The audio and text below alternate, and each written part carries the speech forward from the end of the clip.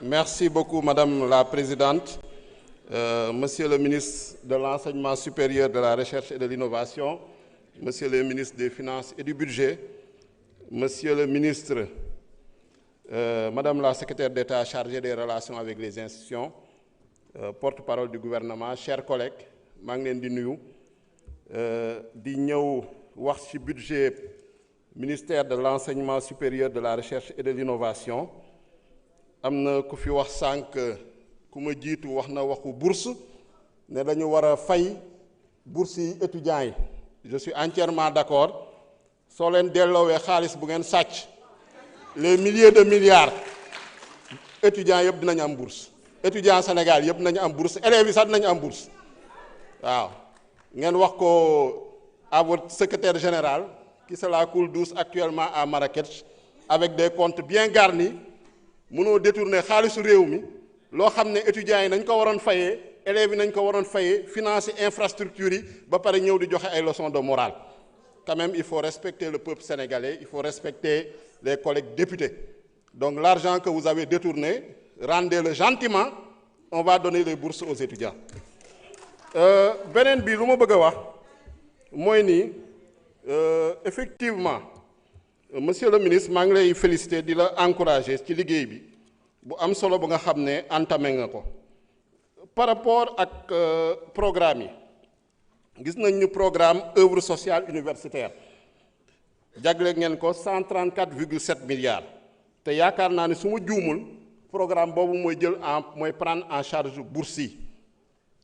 te ñun lu ñu gëm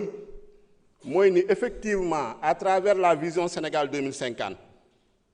à travers l'agenda national de transformation de l'enseignement supérieur, de la recherche et de l'innovation, dañu war a renforcer le financement public de l'enseignement supérieur. Parce que tey renforcer le financement public de l'enseignement supérieur moo ñuy permettre capital humain boobu ñuy wax parce que capital humain boobu suñ ko amul ak équité sociale boobu développement bu ñuy wut duñ ko mën a am suñ ko renforcer moo ñuy permettre ñu am assez d'étudiants parce que actuellement le Sénégal on n'a pas assez d'étudiants par rapport aux normes internationales et à l'UNESCO on n'a pas assez d'enseignement dans le supérieur par rapport aux normes internationales et aux ratios de l'UNESCO par rapport aux infrastructures effectivement góorgóorlu ngeen ci te d'accord naa ci gëmuma ni solution bi mooy région bu nekk wala département bu nekk am université on réfléchit actuellement en termes de pôle territoire te jàpp naa ni pôle territoire bu nekk su amee université centre délocalisé yooyu ngeen di wax soo leen ko defee peut-être dans les régions dina mun a en tout cas prendre en charge le nombre d'étudiants parce que bachelier yaa ngi yokk te de plus en plus l'idéal c'est que fu ngay jàngee mu jege par rapport ak fu nga dëkkee loolu mooy réduire les œuvres sociales loolu mooy réduire le problème du logement universitaire te dina permettre de développer les territoires parce que tey zone boo xam ne tey am na université wala am na centre délocalisé am na tout un ensemble de services yu koy accompagner yoo xam ne nañ ko mën a développer donc lu ñu gëm mooy effectivement en tout cas les étudiants ñoo ngi leen di rendre hommage ñun ñëpp jaar nañu université publique te lu ñu gëm mooy dañ leen war a jàppale fay leen bourse yi loolu leen ci mën daf leen ko te xam naa ni yéen a ngi ciy góorgóorlu te loolu yaakaar naa ni moo leen di jàppale parce que bourse yu ñuy laaj c'est pas pour le luxe c'est pour ñoom ñu étudier maintenant effectivement warul am détournement d'objectif di financer loo xam ne ñoo xam ne jàngatuñu il faut vérifier les critères mais ñoo xam ne respecté nañu critères sociaux yi ñoo xam ne respecté nañu critères académiques yi vraiment bëgg nañ ngeen jàppale leen fay leen bourse yi pour ñu mën a continuer parce que tey mooy permettre ku jóge tey Bambali ku jóge tey Fissel comme le ministre ak feneen tey mën a ñëw en tout cas par la méritocratie par l'égalité des chances mu nekk président de la République nekk ministre nekk DG comme ñu fi toog wala nekk député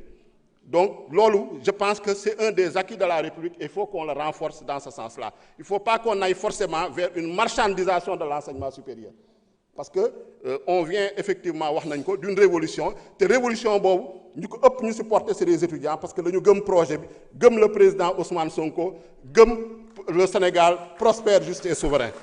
beneen bi lu may féliciter wu balaa sama temps di jeex te loolu dama fiy féliciter monsieur le ministre la création du programme recherche et innovation yàgg nañ ko jooy te vraiment on voit que c'est un acquis concrétisé nañ ko ñoo ngi leen di si gërëm di leen sant di ñaan tamit ngeen yokk également les ressources allouées, mais déjà quand même c'est un grand acquis. fu may jeexale mooy l'ENO de Sédhiou sama collègue Ndeye Fatou Mané wax na ko vraiment jàppale leen ñu achever ko ñu livrer ko je vous remercie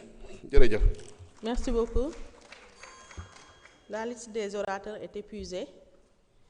Monsieur le ministre de l'Enseignement supérieur, de la Recherche et de l'Innovation, vous avez la parole pour 30 minutes. Oui.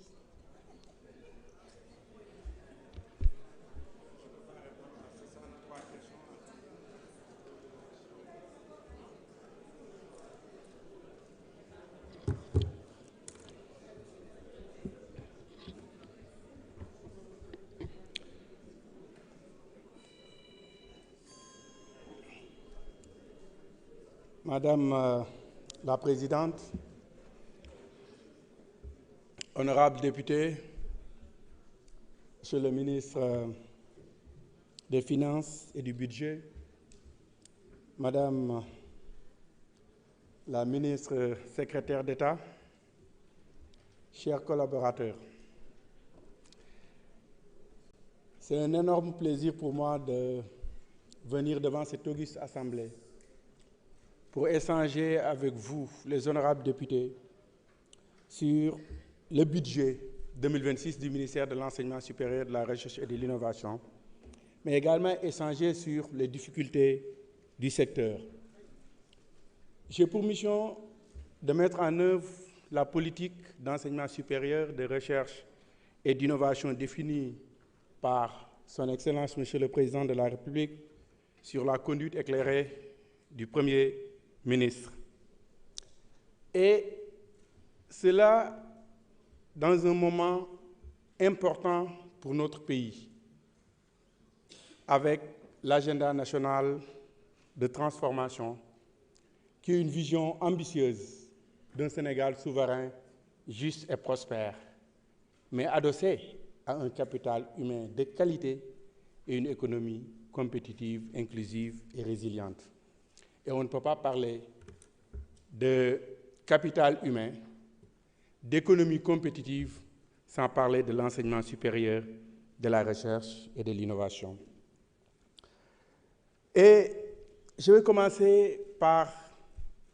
la question sur le climat social, les grèves. Mais avant, je voudrais préciser que le triptyque dialogue, concertation, consultation ont été le socle de mon action depuis mon arrivée à la tête de ce département. Et j'ai déjà reçu toutes les composantes de l'université, parce que quand on parle d'université, il y a principalement 3 composantes. Le personnel d'enseignement et de recherche, le personnel administratif, technique et de services, et les étudiants.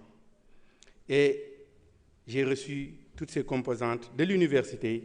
pour stabiliser le climat social, renforcer le dialogue permanent et pour un traitement transparent aussi des questions sociales. Et pour revenir